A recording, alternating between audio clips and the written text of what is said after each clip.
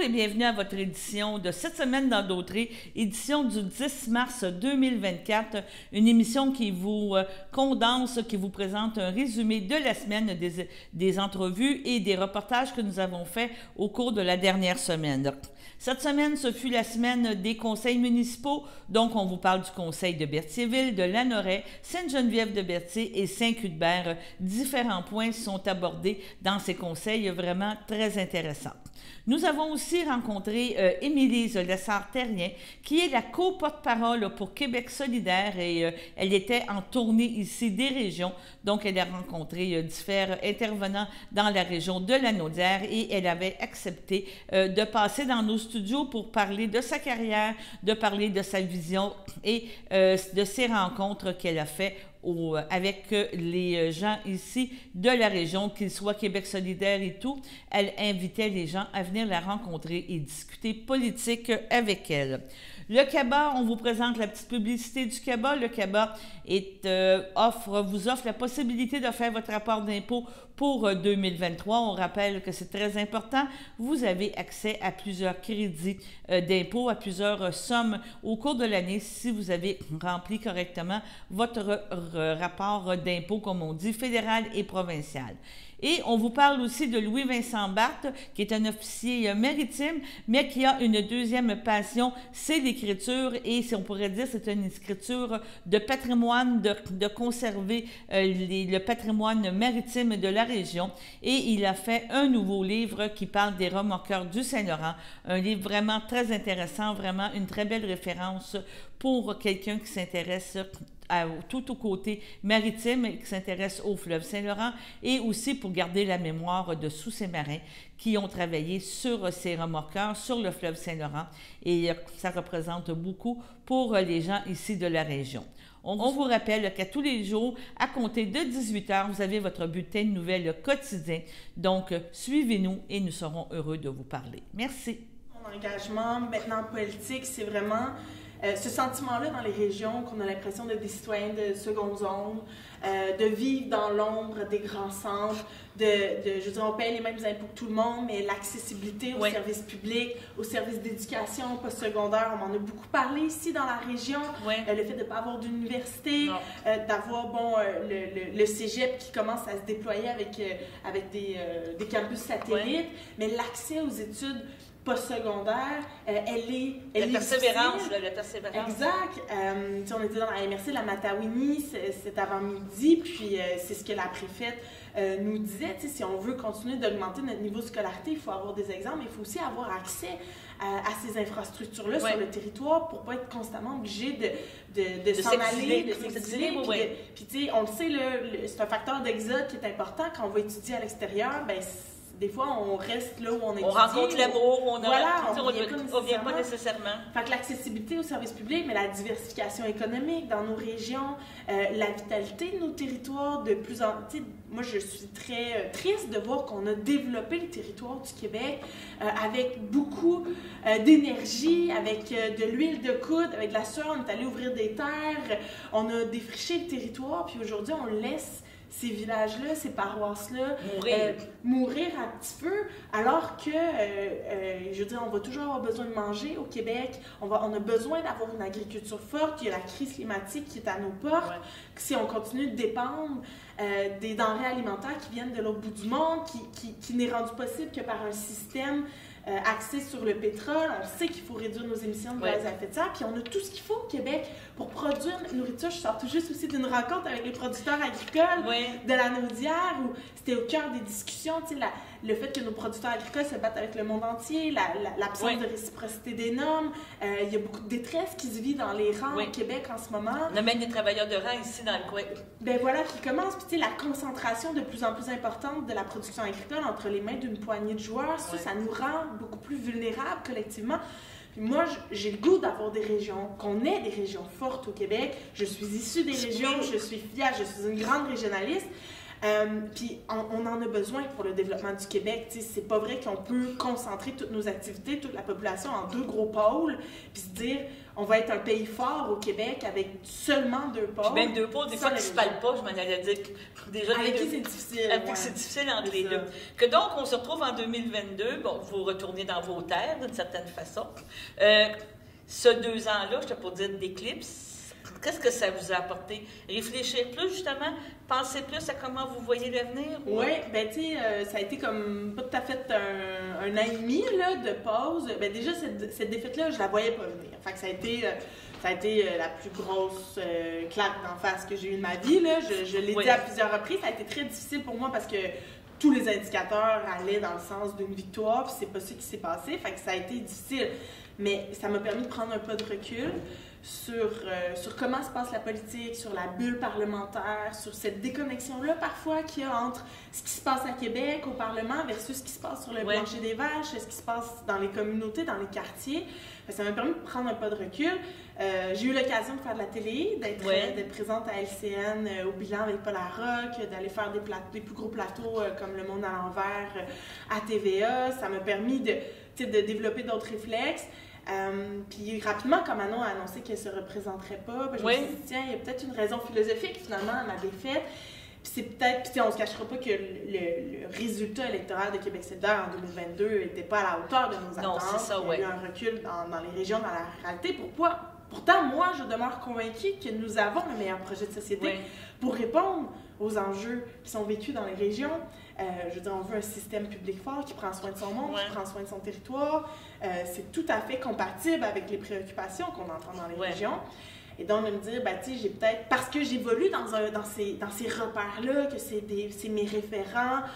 Moi, je me sens chez moi, là, quand je débarque ici, dans la Nodière, puis que je me promène à travers les fermes, que, on est allé manger à Rawdon, à la Lanterne, ce midi, puis c'était extraordinaire, l'ébullition, puis là, j'entendais les serveuses appeler par leur prénom chacun des clients, connaître les habitudes. Oui, c'est ça. Cette proximité-là est extraordinaire, cette chaleur-là. Moi, je m'y reconnais beaucoup. Je me dis, peut-être que ça va être plus facile de créer des ponts avec la population rurale, avec les gens des régions, parce qu'on se reconnaît, parce qu'on évolue, même si, oui, les régions sont différentes, mais on a des grands dénominateurs communs, on a des besoins de services, on a besoin de plein de choses. Oui, voilà. Et justement, là, vous avez décidé de repartir en campagne, parce que c'était une campagne au niveau quand même du parti. Vous avez trouvé ça difficile parce que c'était vos amis, là. Tu sais, il y avait des... On allait dire, il y avait des chums, là, tu sais. Oui, on a des copines, là. Des copines et tout ça, puis vous aviez connu, justement, l'effet caucus et tout ça. Vous avez apprécié cette campagne-là ou vous avez en êtes sorti... encore là, il faut faire... Pas déçu, mais il y a toujours un petit peu... Félicitations, m'oublie la ligne, maudit, c'est elle, là. Non, vraiment, ça s'est fait vraiment en belle sororité, j'ai envie de dire. Moi, j'étais très contente parce que cette campagne-là, c'était l'occasion de revenir sur le terrain. Je suis allée aux 4 coins du Québec, on a fait toute la péninsule gaspésienne, on est allé jusqu'à Equanichit sur la Côte-Nord, l'Estrie, la Beauce. Vous n'aviez pas le choix, là. On est venu à Joliette, je suis venue à Rawdon, on s'est vraiment promené, je me suis promenée avec mon conjoint qui m'accompagnait, ou mes parents, mes enfants. Puis, tu sais, avec Christine Rubas, ça s'est fait dans la bonne entente. On savait qu'on est des amis, puis on est restés amis, puis c'était dans la camaraderie, là. Puis, tu sais, Christine et Rubas sont toujours députés, donc pour moi, c'était l'occasion de revenir au sein du caucus. Puis ça a été un peu le constat qu'on s'est dit au terme de cette course-là, c'est-à-dire que les membres trouvaient que c'était un choix qui était très déchirant, ils voulaient nous avoir les 3, puis finalement, la seule façon de me ramener au sein de Québec solidaire à court terme, c'était de m'élire comme co-porte-parole. Ça a été serré. 3 voix sur on les prend. Puis non, ça se passe très bien. Je suis en compagnie d'Émilie Lessant-Terrien. Bonjour, madame. Bonjour. Merci d'être venue dans nos studios. Vous êtes maintenant le co-porte-parole. C'est comme ça qu'on vous présente pour Québec solidaire? Oui, co-porte-parole de Québec solidaire. Co-porte-parole. C'est toute une tâche encore, là. C'est encore... Vous aviez des grandes chaussures à combler, parce qu'on sait que Mme Massé, c'était quelqu'un de bien connu, de public. C'était facile au début? Je considère que je suis encore au début. Ça fait 3 mois. Donc oui, les chaussures de Manon Massé, elles sont grandes. Mais en même temps, je suis prête à relever le défi. Ça a été une décision mûrement réfléchie. J'ai fait campagne pendant 6 mois. Ça a été une course assez serrée. Ouais. Mais je suis convaincue que je peux apporter du nouveau à Québec solidaire, apporter une voix différente, une perspective différente. Je vous amènerai la voix des régions. Oui, ben C'est voilà. important, là. Ouais. C'est la première fois que Québec solidaire a une porte-parole issue de la ruralité. Donc, je pense que ça peut apporter quand même beaucoup à notre parti politique. Je pense que notre projet politique qu'on porte doit s'enraciner dans les régions parce qu'on a des solutions aux enjeux qui sont vécus dans les régions du Québec, notamment. Mais là, il y a tout un travail d'aller à la rencontre de la population, de ramener toutes ces connaissances-là, cette expertise-là que les gens sur le terrain au sein de notre formation politique pour avoir des propositions encore plus incarnées, encore plus alignées sur les rêves, sur les aspirations, sur les besoins des communautés. Donc, c'est pour ça qu'on est dans la Nodière ces jours-ci, en tournée des régions. C'est ça. Si on parle un petit peu de votre parcours, bon, vous avez perdu en 2022, mais vous vous étiez présenté en 2018. C'était quoi votre première motivation? Parce que vous avez été élu, vous avez été dans les surprises, parce qu'on se rappelle qu'il y a eu celle-là, il y a eu à Sherbrooke aussi, il y a eu deux, trois candidats qui ont été élus pour Québec solidaire, que ça a explosé à l'extérieur de Montréal, mais c'était quoi votre première réaction quand c'est arrivé? Bien, en 2018, moi, j'ai décidé de me lancer, notamment parce que j'avais été très ébranlée du passage des libéraux. On se souviendra, 2014-2018, dans les régions du Québec, ça a été difficile. Les libéraux, bon, c'était le contexte d'austérité ou de rigueur budgétaire, ont mis la hache dans nos instances de concertation régionales, que ce soit les CRI, les conférences régionales des élus, que ce soit l'abolition des forums jeunesse, que ce soit l'abolition des conseils d'administration de nos hôpitaux. C'était la fusion avec la réforme Barrette. On perdait beaucoup de pouvoir en région. Et c'est difficile quand on est loin de Québec, quand on n'est pas une grosse ville ou une métropole comme Montréal, de faire valoir nos besoins. Et on sentait qu'il y avait une grande perte du pouvoir qui nous échappait, qui s'en allait à Québec, à 800 km de chez nous. Donc, moi, j'étais très irritée de ça. Vous êtes impliquée déjà, là? Ben, j'étais un peu impliquée. J'étais conseillère municipale, mais toute récente. En 2017, j'avais un bébé de 6 mois dans les bras. Mais c'est connu, là. Vous n'arriviez pas, bonjour. Ben, tu sais, je dirais que, il y a la MRC de Rouyn-Noranda qui est le gros morceau du comté. Moi, je suis au Témiscamingue. 16 000 de population, c'est une petite MRC. J'étais plus connue au Témiscamingue. Il fallait que je fasse mes preuves du côté de Rouyn, mais ça a été une surprise. Il y a eu une conjoncture favorable à ce moment-là pour Québec solidaire en 2018. Ça a été une grande surprise. Je suis rentrée avec 500 voix d'avance. Personne n'avait vu venir ça. Puis le bébé dans tout ça, comment il a vécu ça? Solène avait 1 an au moment de l'élection. Moi, j'avais 26 ans. Ça a été beaucoup d'adaptation. Ça a été un mandat extraordinaire là, pendant 4 ans. Je pense que quand on tombe un peu dans la politique... C'est ça, je m'en allais dire, on a la piqûre. Hein, oui, c'est ça. Vient de nous dire que le 800 km et tout, vous aviez l'impression d'être impliqué, les gens vous appuyaient, beaucoup de... Ben oui, voilà. Puis, tu sais, j'étais le seul comté en Abitibi-Témiscamingue. Il y a 3 comtés. On était les seuls dans l'opposition. Donc, ça donne des leviers, ça donne une voix importante pour la région, pour faire valoir nos enjeux, faire valoir nos besoins. Puis... il y a tellement de gens qui me l'ont dit, on sent qu'on existe à travers ta voix à Québec. C'est extrêmement important pour nous. Puis on a des gros enjeux, tu sais, que ce soit la pénurie de main-d'œuvre dans le réseau de la santé, que ce soit les découvertures dans le réseau, encore là, de la santé, que ce soit l'obstétrique, mais on a beaucoup parlé de l'urgence à Sainte-Terre, qui avait fermé la nuit, éventuellement le dossier de la fonderie ronde. Bien, c'est ça, je m'en allais vous amener, là. On parle de la fonderie ronde, c'était votre, je sais pas dire, vous êtes porteuse vraiment de ce dossier-là qui a mis sur la map, on pourrait dire, encore plus la région et la réalité. Aujourd'hui, c'est même pas réglé encore. Non, c'est pas réglé encore. Puis ils ont fait des promesses un petit peu bidons, là, tu sais, je dirais. Bien, le plan qui est sur la table, qui a été adopté il y a à peu près 1 an maintenant, permet pas de protéger la santé de la population. Puis oui, ça a été un de mes gros dossiers, un de mes gros chevals de bataille. Dès 2019, quand on a commencé à voir les résultats, puis qu'on a pris connaissance que les enfants de Rouyn-Noranda avaient 4 fois plus d'arsenic dans leur système que les enfants d'ailleurs. Moi, je suis une jeune maman, je veux dire... Ben, vous dire une grand-maman aussi, là. Oui, bien sûr! Mais, tu sais, c'est facile de me projeter dans l'inquiétude, l'impuissance, l'angoisse des parents, puis de dire, ben en 2019, à ce moment-là, est-ce que c'est normal que notre santé soit détériorée par la présence d'une industrie? Ça fait... avec des promesses, avec plein de choses, est-ce que ça va être réalisé? Puis même aujourd'hui, je vous dirais, malheureusement, il faut quand même le dire, vous avez été battus sous la foi de promesses que c'était pour être réglé, mais on ne sent pas que la volonté est là encore. Non, ben là, récemment encore, Glencore a annoncé sa possible fermeture devant l'explosion des coûts. Mais pour nous, c'est encore du chantage pour aller chercher plus d'argent pour financer la modernisation de l'usine.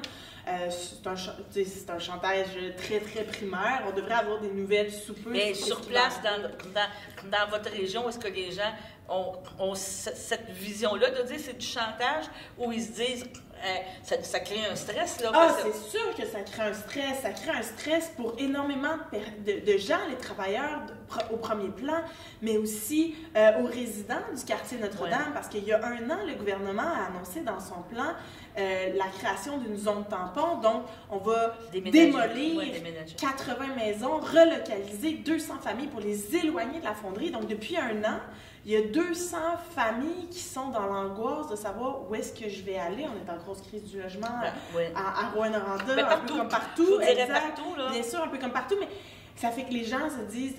Je vais aller où? Qu'est-ce qui va se passer? Comment?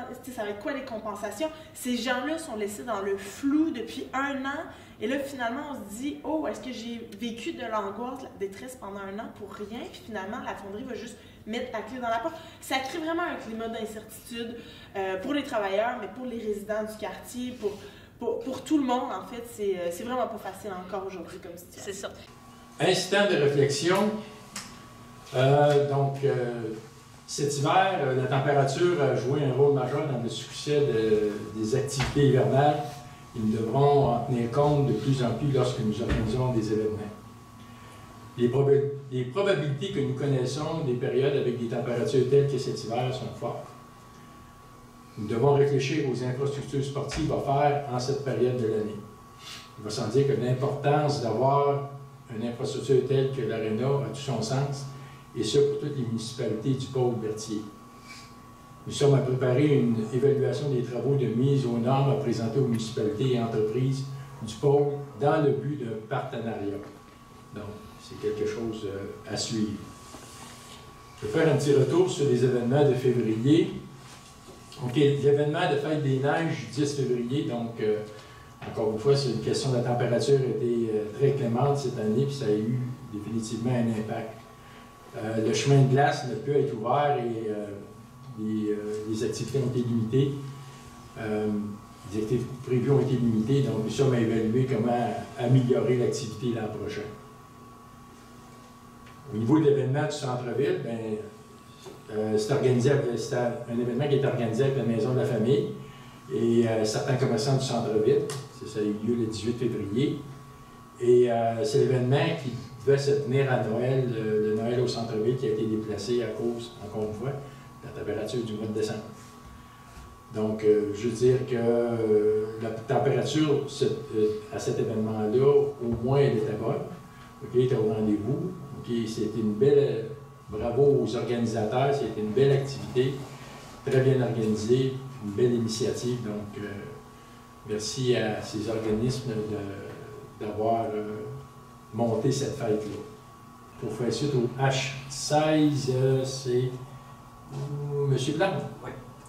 Considérant que le centre Gilles Villeneuve abrite l'Arena Joanie Rochette ainsi que la bibliothèque municipale, considérant que le bâtiment nécessite des rénovations majeures et des travaux de mise aux normes, tout particulièrement pour l'Arena, considérant le montant accordé à la firme AE-Difica le 3 octobre 2022 relatif aux services en architecture pour la conception et la préparation des plans préliminaires pour la rénovation du centre Gilles Villeneuve, incluant entre autres les travaux de mise à niveau de l'Arena, considérant la nécessité de mettre à jour l'évaluation des coûts ainsi que détailler davantage les travaux à réaliser en prévision du dépôt de demande au programme de soutien financier en vigueur, considérant que ces données seront également déposées aux municipalités ayant manifesté leur intérêt afin d'assurer l'avenir de l'aréna qui dessert plusieurs d'entre elles.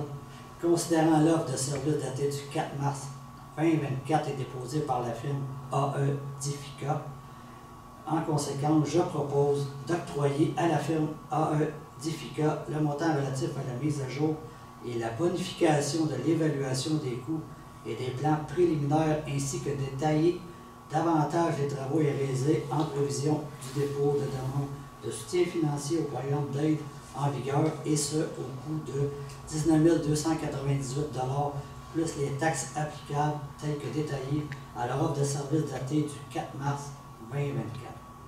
Merci. C'est appuyé par Sylvain Destrempe, depuis. M. Destrempe. Merci. J'en ai peur de vote à ma gauche. Favorable. À ma droite. Favorable. Approuvé à l'unanimité des conseillers présents. En H17, programmation des événements 2024. Monsieur Plante.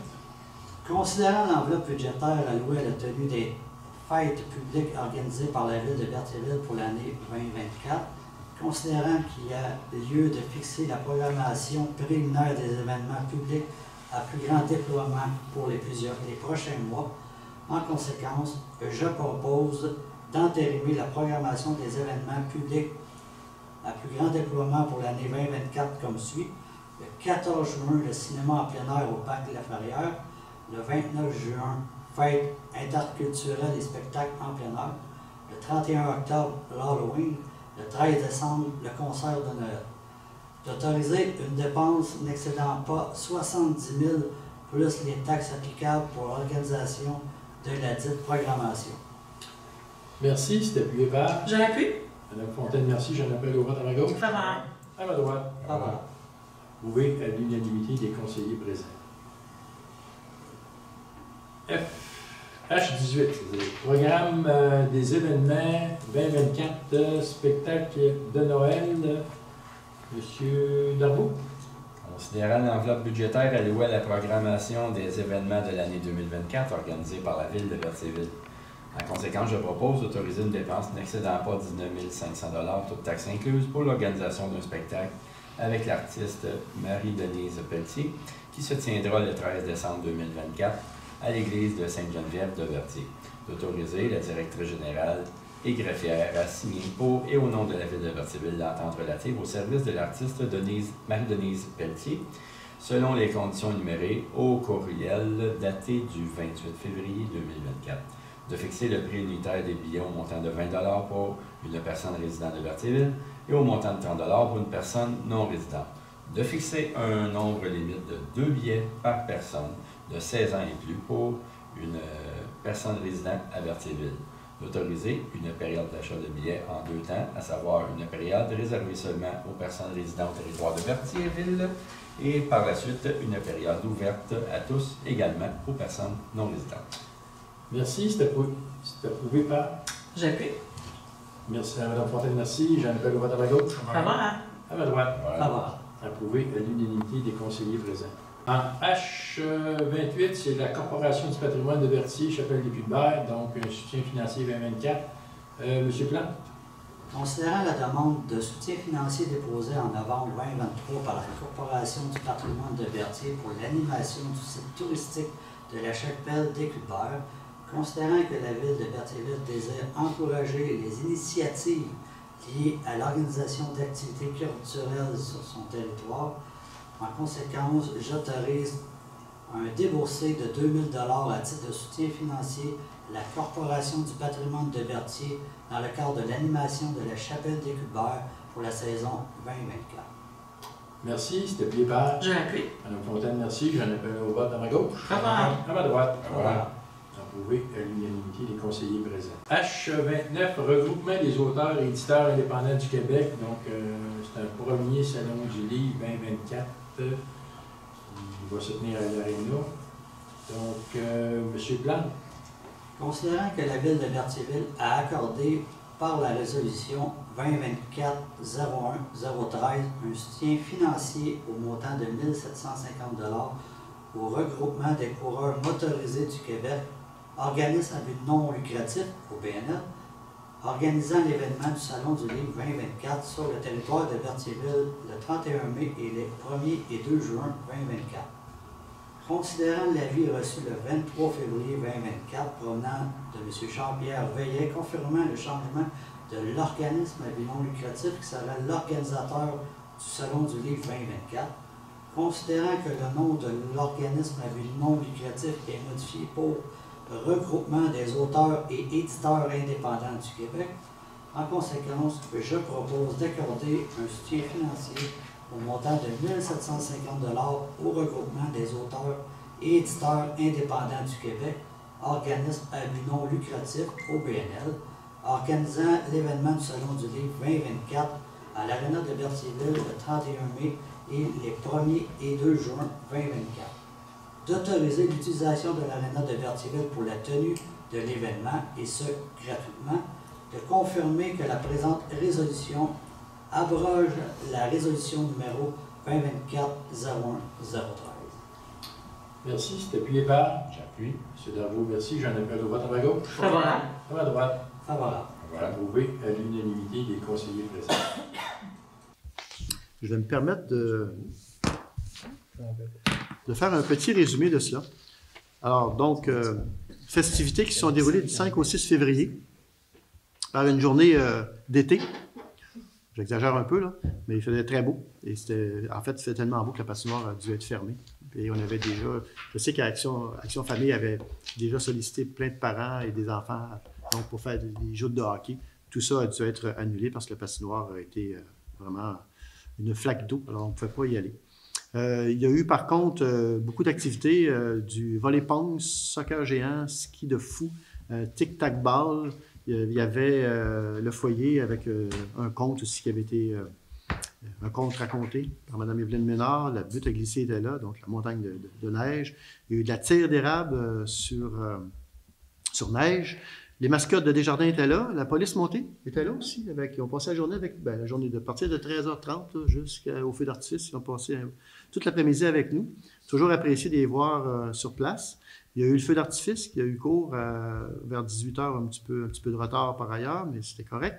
On a eu M. Mondor qui a accepté volontairement, encore une fois, cette année, de mettre un peu d'ambiance avec la musique. Il y a eu le souper-spectacle. Il y avait quand même plus de 70 personnes au souper-spectacle, donc très heureux. L'année passée, on était 49 ou 50, donc augmentation à ce niveau-là. Qu'est-ce qu'il y avait à part ça? On avait invité les jeunes de la Maison des jeunes à être présents et la municipalité a défrayé 10 billets. Parce que tout au cours de l'année, dans plein d'activités, ils s'offrent comme bénévoles et là, on voulait un peu leur rendre l'appareil aux jeunes. Alors, des jeunes de la Maison des jeunes ont pu venir souper avec nous. En même temps, ça faisait intergénérationnel, donc c'était fort agréable. Qu'est-ce qu'il y a eu à part ça? Il y a eu, je veux remercier, je l'avais tantôt, je veux juste remercier l'ensemble des commanditaires, l'air de rien comme ça, là, mais les commanditaires, les partenaires commanditaires, il y en a plusieurs. Et cette année, ça nous a permis de ramasser une cagnotte assez importante. Je pense qu'on est pas loin de 25 ou 26 000 $ des commanditaires qui nous permet de faire le carnaval, de faire la persévérance scolaire et la fête nationale aussi. Donc, nous avions Mme Caroline Proux, députée de Berthier, on avait Crépy-Étier, Desjardins, Caiseautré, Dépanneur La Fortune, Family Prix, donc avec Mme Julie Bourgeois. En passant, tantôt, la collecte de sang, je ne sais pas si je l'ai dit, mais je tiens à la remercier encore une fois. Ça faisait la 5e année qu'elle était coprésidente de la collecte de sang, Mme Julie Bourgeois. Fenêtre la jeunesse, ici dans le parc industriel. On avait la Maison Faust sur Sainte-Marie, en face du quai, qui était là. Pascal Bonin, plomberie. On avait Rondeau, towing, remorquage Rondeau, towing. Le marché Richelieu, transport Yann Mondor, le député Yves Perron du Bloc québécois, Berthier-Masquidongé. Et je ne veux pas l'oublier, on avait sur place aussi, je l'ai nommé tantôt, mais M. Mondor qui a fait ça bénévolement, là, la musique pour le feu d'artifice. Louis Laroche, c'est M. Laroche qui a fabriqué en fait les bancs sur lesquels on mettait la neige puis la tire sur la neige. Là, il les a fait gratuitement. Action Famille était sur place. Je remercie les employés municipaux qui ont travaillé très fort à l'organisation puis qui étaient aussi sur place pour le déroulement de toute la journée. Alors voilà, si j'oublie quelqu'un, je m'en excuse. J'essaie d'inclure tout le monde. Alors, c'est un dépôt, tout simplement. Alors, on se dit à l'année prochaine. Et d'ailleurs, sous peu, on fera une invitation aux citoyens pour l'année prochaine. Quand on demande des bénévoles, on ne veut pas juste des bénévoles, on ne veut pas qu'ils s'impliquent juste la journée de l'événement, on veut qu'ils nous aident à imaginer l'événement. On veut qu'ils participent avec les membres du conseil qui sont sur ce dossier-là, entre autres Mme Lucie Ouellette, Marie-Ève, Lynn, ils ont contribué beaucoup aussi.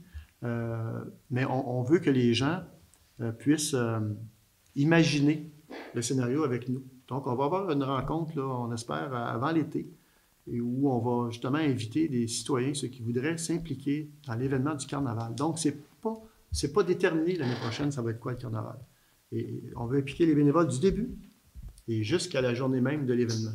Donc, avis aux gens qui seraient intéressés, contacter Marie-Lou, ici, la CERT, donc, ou Hélène, Mme Hélène Brien, au loisir. Vous passez par la réception si vous n'avez pas le poste. Inscrivez-vous, donnez votre nom, puis ça, vous allez voir, c'est très stimulant de pouvoir participer à un événement, parce que là, on parle de fin janvier l'année prochaine, l'événement, donc on a le temps de le préparer, puis on veut le préparer avec les citoyens de Lanoraie qui voudraient bien amener leur imagination, puis travailler un scénario avec nous autres. Voilà. Information et suivi de dossier. Je sais que vous n'avez rien sur vos feuilles, je veux juste faire un petit retour sur la collecte de sang qui a eu cours à peu près une semaine. Alors, je veux remercier évidemment Emma Québec, mais je veux surtout remercier aussi, bien sûr, les bénévoles, ceux qui ont permis que ça puisse se tenir. Et il y avait de nombreux bénévoles qui étaient là sur place. Et les donneurs, évidemment, parce qu'on a dépassé l'objectif. Je pense en haut de 80, l'objectif était de 75, donc on a dépassé l'objectif. Et merci aux gens qui, justement, étaient, comme on dit, étaient chez eux en attendant d'avoir un appel si une place se libérait, parce qu'effectivement, c'est ce qui est arrivé, on a pu accueillir plus de monde. Voilà. Corvée de nettoyage, proposé appui résolu, de fournir des gants et des sacs poubelles aux citoyens participant à la corvée de nettoyage et d'octroyer 3 bons d'achat d'une valeur de 50 $ échangeables dans les commerces de Lanoraie afin de favoriser la participation à cette corvée. Vous savez, c'est Mme Cormier qui s'occupe des inscriptions, qui va s'occuper de donner les routes, si je peux dire ça comme ça, aux gens qui vont vouloir participer à cette corvée-là. Tous les ans, c'est vraiment, honnêtement, c'est un succès à tous les ans. Et puis, ça permet d'avoir un village très propre. Alors, tout le monde se met à la tâche et ramasse tout ce qui traîne par terre. Et la municipalité, de son côté, elle va fournir le côté technique, donc le ramassage aussi des sacs à la fin de la journée, ainsi que quelques paires de gants et des sacs à poubelle, entre autres. Alors, ça aussi, vous allez suivre ça sur la page. Bon, normalement, je ne fais pas de publicité, là, mais allez voir la page de Mme Cormier, vous allez sûrement avoir... ça aussi, la date, est-ce qu'on l'a, mais c'est Mme Cormier qui s'occupe de ça normalement. Nous, on est là comme appui technique, mais vous allez trouver ça facilement si vous suivez un peu les réseaux. On va sûrement l'annoncer nous aussi, bien sûr, au niveau des communications. Alors, vous verrez apparaître ça. Normalement, c'est en mai aussi, de mémoire. Voilà. Est-ce que j'ai un proposeur? Adoption du projet de règlement 1087-2024 relatif à l'administration des règlements d'urbanisme. Proposé à appui résolu que le conseil municipal adopte le projet de règlement 1087-2024 relatif à l'administration des règlements d'urbanisme tel que proposé. Alors, je vous disais tantôt, c'est assez costaud. En fait, pourquoi on fait ça? Il faut se rappeler que le 6 décembre 2000, la municipalité de Saint-Joseph-de-Lanoraie et Lanoraie-Dautrey se sont regroupés pour former une municipalité qui est Lanoraie. Là, on est le 6 décembre 2000, mais il y a des règlements qu'on me dit qui datent de jusqu'en 1990.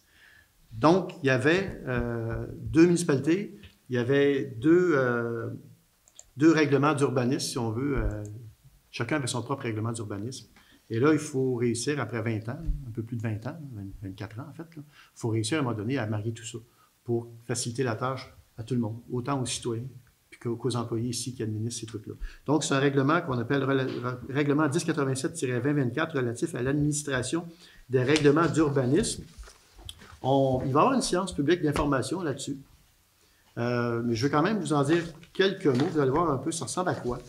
Alors, c'est du normatif. D'abord, c'est carrément du normatif. C'est pour permettre que tout le monde, tous les citoyens soient égaux. Il n'y a pas de passe-droit, oubliez ça. C'est normatif, donc c'est coulé dans le béton. Ça se passe de telle façon pour tout le monde.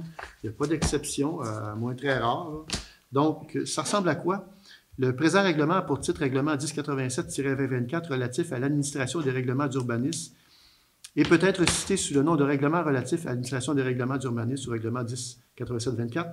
Le présent règlement abroge et remplace en entier, à toute fin que droit, les règlements suivants et tous leurs amendements successifs. Ça veut dire quoi? Ça veut dire que le règlement administratif 104-92, le 268-90, règlement relatif aux conditions d'obtention des permis de construction, le règlement relatif aux conditions d'obtention des permis de construction, parce qu'il y avait 2 municipalités, chacun avait son règlement.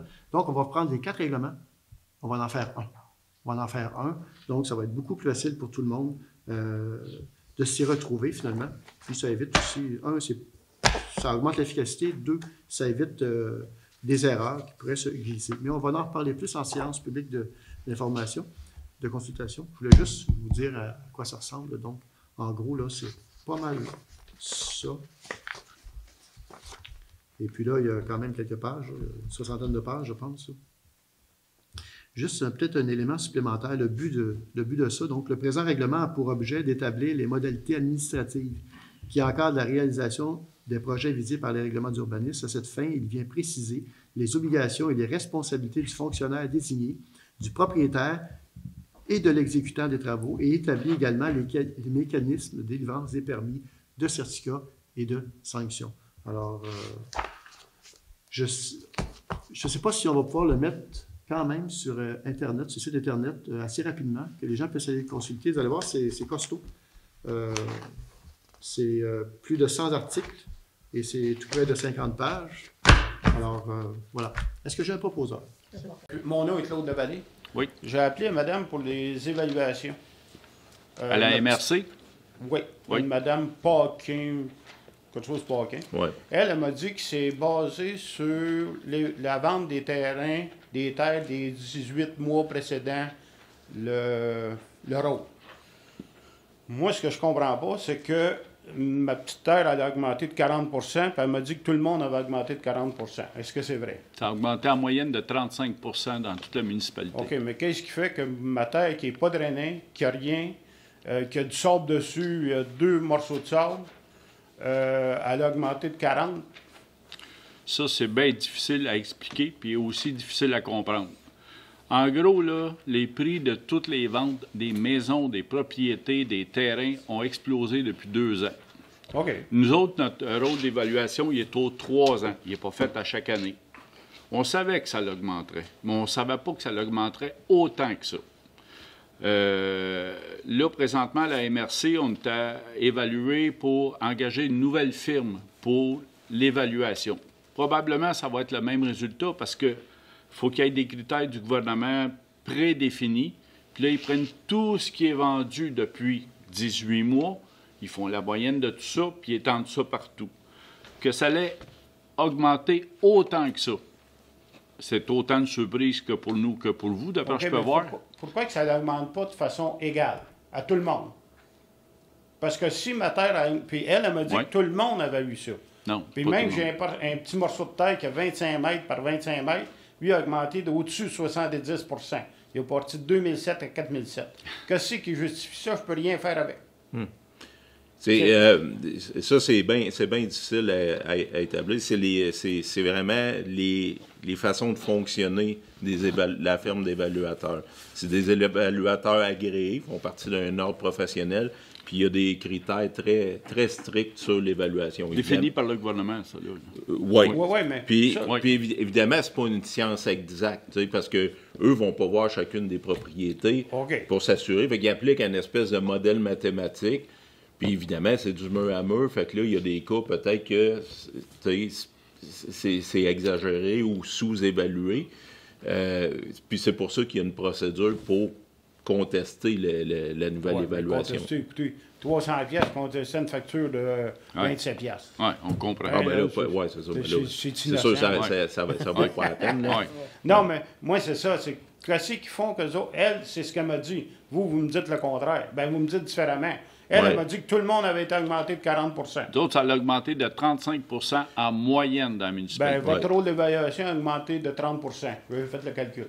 Ah, ben, l'ancien au nouveau, c'est 30 Notre calcul, c'est 35 C'est ça qui était une de mes questions. Okay. Si toutes les terres ont augmenté de 40, si les maisons ont augmenté de 50, comment on se retrouve avec une évaluation, vous vous retrouvez avec une évaluation de 30. Ça veut dire qu'il y en a qui ont eu pas mal en bas, au moins. Oui, exact. Ah oui. Il y en a qui ont eu en bas. Les propriétés résidentielles, là, la moyenne, là, c'est près de 60 OK? Moi, l'évaluation de tout le territoire, OK, il est passé, grosso modo, là, de 360 millions à... il a augmenté de 120 millions sur 360 millions. C'est de là le 33 qu'on établit. Il est passé de 369 à 482. Bon, c'est ça. Ce qui représente 30 Exactement. Mais ça c'est une moyenne pour toute la municipalité. Ça inclut les terres agricoles, les terres forestières, ça, je suis d'accord. les terrains vagues. C'est en me disant qu'elles, les terres avaient augmenté de 40, que les maisons avaient augmenté de 50. À ce moment-là, je ne comprenais pas que la municipalité, le rôle d'évaluation totale a augmenté de 30. Ça veut dire qu'il y en a qui n'ont vraiment pas augmenté. Il y a eu du zéro. Là. Il y en a qui n'ont pas augmenté. Agricole, je ne comprends pas que si la mienne a augmenté de 40 qui ne vaut rien, comment ça se fait qu'il y en a qui sont allés à zéro? Là? Ça veut dire qu'ils valent encore moins que la mienne? Bien, je comprends votre raisonnement. Il y a des municipalités à côté là, qui ont acheté des terrains là, qui valaient rien. OK? Ils l'ont acheté pour 1 pièce. Bien, ils ont su l'évaluation. Le bout de terrain qu'ils ont acheté, il vaut 275 000, puis l'autre bout, il vaut 325 000. Les deux bras lui ont tombé quand ils ont su la valeur de ces terrains-là, parce que les terrains, ça valait rien. C'était en zone inondable, puis il n'y avait rien à faire à ça, puis ils ont pris le terrain pour dépanner du monde. Nous autres, on n'est pas dans cette situation-là à Saint-Cuthbert. C'est juste un exemple que je veux vous montrer. OK. Non, mais moi, c'est juste que c'est ça qui est à mon point. Tu dis... oui. Mais moi, qu'est-ce qui fait que nous autres, dans le bout de chez nous, ça augmente tant que ça? Comme mon petit terrain, 74 où est-ce qu'elle a pris ça, elle? 25 par 25, là, 25 mètres par 25 mètres, là, je peux même pas rien faire avec. Je comprends très bien, puis je sympathise avec vous. C'est pas assez grand. 4.1, les représentants pour la municipalité de Sainte-Geneviève.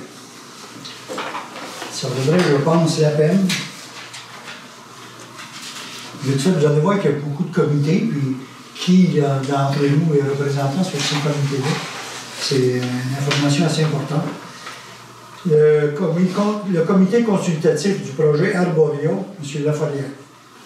Le comité consultatif d'urbanisme, le CCU, il y a M. Darvaux et M. Cloutier qui sont sur le comité, avec 3 résidents qui sont Michel Daisy, Jean-Pierre Gravel et Marc Tardif. Le comité de l'association forestière, M. Burel. Le comité de sécurité incendie, c'est moi. Le comité de vigilance de dépôt Rive-Nord, M. Darvaux est représentant et M. Cloutier substitut. Au comité du Conseil régional d'environnement de la Naudière, le CREL, c'est M. Soulière. Le comité relatif à la démolition des immeubles sur notre territoire, M. Darvaux est président du comité.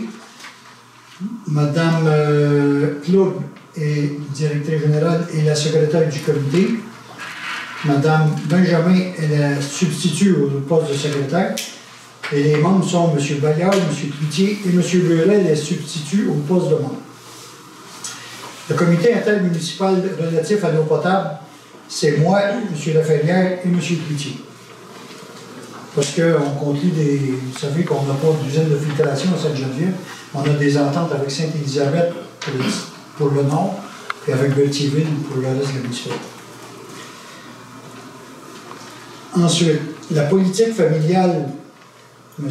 Lanois et Claire Tellier et M. Soulière.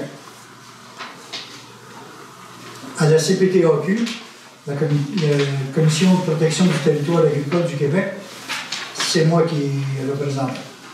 Au Creval, c'est Mme Claude. Au CDBL, le Conseil de développement bioalimentaire de la Naudière, M. Burel. Le Conseil local du patrimoine, M. Soulière, avec 3 citoyens, M. Jean-Pierre Gravel, Wilfrid Lanois et Marc Tardif. Le maire suppléant et substitut au conseil de la MRC, c'est M. Burel. L'ORH, l'Office régional d'habitation de Dautrey, M. Soulière. Il est d'ailleurs le président de l'ORH. L'organisme des bassins versants de la zone Bayonne, M. Bayard. La personne désignée pour les mésentendre, c'est notre responsable des travaux publics, M. Jean-François Roch. Et la régie intermunicipale du Parc industriel régional d'Autrey, c'est moi. Le réseau Biblio, M. Burel est répondant et Mme Trudel est coordonnatrice. La CIRBI, la Société de conservation, d'interprétation et de recherche des Berthier et des îles, c'est moi qui est représentant et M. Burel est le substitut. La Société de récréotourisme du pôle Berthier, il y a un représentant, c'est M. Soulière, et M. Burel et Alain Ferrière sont substituts.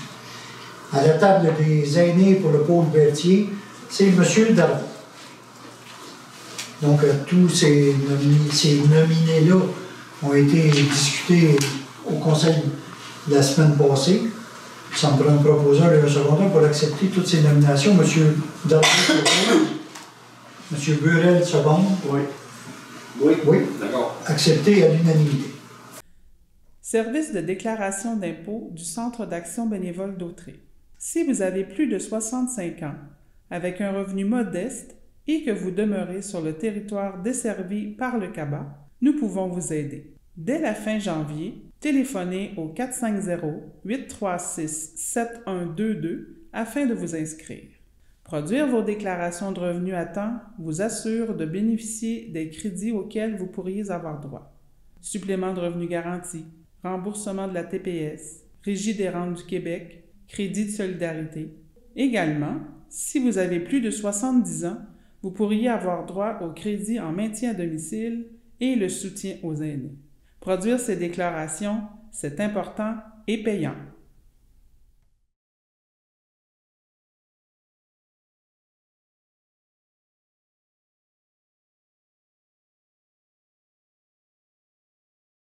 Je suis en compagnie de Louis-Vincent Barthes, un marin qui est bien connu dans la région ici, là, qui est passionné de marins, de maritime, du fleuve Saint-Laurent.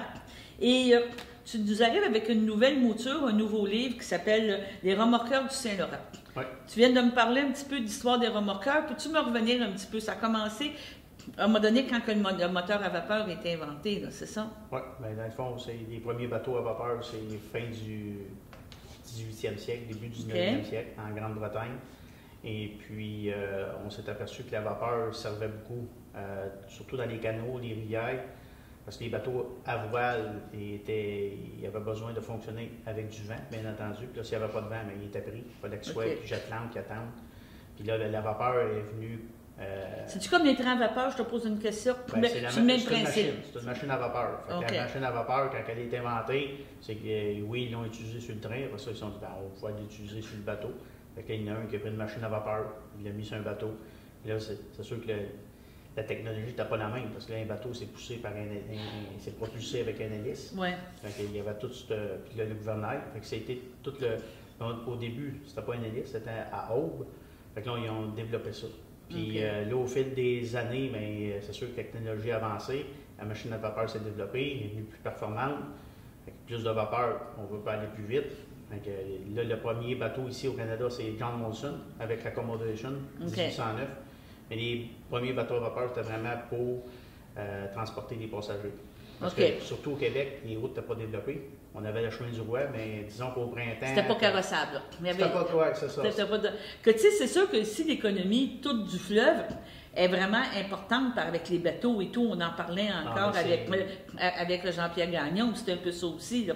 C'est l'histoire économique du Québec se concentre avec le fleuve, parce que c'est l'autoroute, c'est le moyen de transport qu'on utilise, c'est le bateau. Et puis, même avant l'avènement du train en Amérique, on utilise le bateau. Puis le remorqueur, il est venu, après les premiers bateaux passagers, on s'est dit, hey, on peut tirer des chalets. Puis là, on transportait de la cargaison. Des plateformes, là. Quand tu parles de chalets, c'est des plateformes. Comment dire, on peut utiliser le mot barge aussi pour ça. Okay. C'est vraiment, il y avait des chalets en fond plat, puis des chalets qui étaient une barge qu'on pouvait transporter de la cargaison. Fait que là, on a vu la possibilité. Puis aussi, c'est la même chose, surtout entre Québec et Montréal, le chenal est plus étroit. Entre Québec et Trois-Rivières, les marées, les puissantes marées. Là aussi, les bateaux, il fallait qu'ils partent avec la marée, attendre la marée. Là, il faut qu'il y ait le vent. Fait que si on avait un vent nordais, même si la marée était descendante, ça ne marchait pas. Fait que des fois, si le vent était plus puissant que le courant, il faut attendre. Que là, on parle que ça a commencé dans les années 1800, comme tu dis, 1800. Ouais, mettons, les premiers remorqueurs vraiment, là, à titre de remorqueur pour tirer, ça dit remorqueur qui vient du mot remorque. Fait que remorquer, si on parle des années plutôt 1840, 1850, c'est là qu'on développe le remorquage sur le Saint-Laurent. Les bateaux sont en bois au début? Fin du 19e siècle, début du 20e siècle, on construit des bateaux en bois, la coque est en bois, mais on voit l'avènement de l'acier aussi. OK. Puis plus ça va, puis là, au lendemain de la Deuxième Guerre mondiale, on n'en construit plus des bateaux de bois. Mais curieusement, il y a certains bateaux des remorqueurs qui ont été construits en bois. Puis la raison, c'était qu'ils étaient envoyés outre-mer pendant la Deuxième Guerre mondiale. Puis là, étant donné que les Allemands mettaient des mines sous-marines, aimantées, fait que la mine elle était attirée par la coque. Par le métal, oui. Fait que là, c'est pour ça ils ont construit pendant la Deuxième Guerre mondiale des remorqueurs à coque en bois. Ouais. C'est quoi la puissance de encore aujourd'hui? Ça tire combien de charges? Est-ce qu'on sait? Tu me parles d'un chaland, mais il faut quand même que ça soit assez puissant là, pour être capable de tirer. Là, parce qu'on envoie des remorqueurs, quand je regarde quand ils ont fait le pont Champlain, puis tout ça, ça amenait une chose. Là, les remorqueurs amenaient les grues, amenaient les choses. Est-ce que c'est illimité la capacité? Ou non, mais c'est sûr que ça va avec la force. Là, aujourd'hui, c'est des moteurs diesel. Pour la plupart, fait que le diesel, là, les remorqueurs, c'est un petit bateau, mais on peut parler de 5, 6, 7 000 forces de moteur. Okay. Il y a des plus gros remorqueurs, des remorqueurs de mer, qui peuvent aller à 12 000 forces de moteur. Ah oui, à ce point-là? Fait que là, c'est gros, c'est puissant. Et là, mettons, au début, on parlait de 500 forces de moteur, 400 forces. Oui, mais c'était gros pour le temps, là. C'est ça, parce que les bateaux aussi étaient plus petits. Et là, avec les plus gros navires transatlantiques, on a commencé, après, dans les années 30, à creuser le chenal des bateaux. Après l'avenue de la voie maritime, les bateaux viennent de plus en plus gros. C'est sûr que les remorqueurs, il fallait qu'on construise des remorqueurs avec des forces de moteur plus fortes. Puis là, c'est sûr, l'avènement du moteur à combustion. Mais là, les moteurs diesel étaient plus puissants que les machines à vapeur. Mais ça fonctionne encore beaucoup, là. C'est encore... il y a encore un aspect économique par rapport à ça, là. Oui, mais chaque période, on voit à chaque période, le remorquage change. Au début, beaucoup utilisé pour freiner des trains de bois, de bois de pub. Beaucoup dans le transport avec chalet. On transportait de la pierre concassée, on transportait de la dynamite, on transportait de la... on peut présumer que, en tout cas, Expo 67, ils ont pris des remorqueurs pour vider le dragage, les opérations de dragage. La plupart des dragues étaient... il y avait 100 propulsions, fait qu'il fallait qu'ils soient d'amener du point A au point B, il fallait les remorquer. Ouais. Puis les dragues, quand ils déblayaient, avec les déblais qu'on mettait dans un chaland, là, les remorqueurs touaient le chaland jusqu'aux endroits au site, là, au site de, mettons, comme les sites de dépôt. Ouais. Là, mettons, comme ça pointe ici à Saint-Ignace, quand ils draguaient dans le coin de Sorel, bon, au large de la Pointe-au-Père à Saint-Ignace, c'est une zone de dépôt. En ça, plus à l'ouest de l'île Ronde, à la pointe de l'île Ronde, à l'ouest, c'est une autre zone de dépôt. Sur le lac Saint-Pierre, il y avait quelques zones de dépôt, ça en avait plus soit au sud ou au nord, quand ils draguaient pour le lac Saint-Pierre. Et puis là, quand les gros travaux de dragage à travers le Saint-Laurent ont été complétés dans les années 70, bon, la flotte de drague, ils ont été diminué, oui. Et puis là, les remorqueurs, là, comme les bateaux étaient plus gros, ils ont été affectés plus. Ils ont tout le temps été là dans les zones portuaires pour l'assistance à l'amarrage des gros navires. Oui, c'est ça, là. Puis l'appareillage. Aujourd'hui, les remorqueurs, oui, il y a encore du touage par bâche, mais on peut dire que le gros du travail aujourd'hui des remorqueurs sur le Saint-Laurent, c'est vraiment l'assistance portuaire.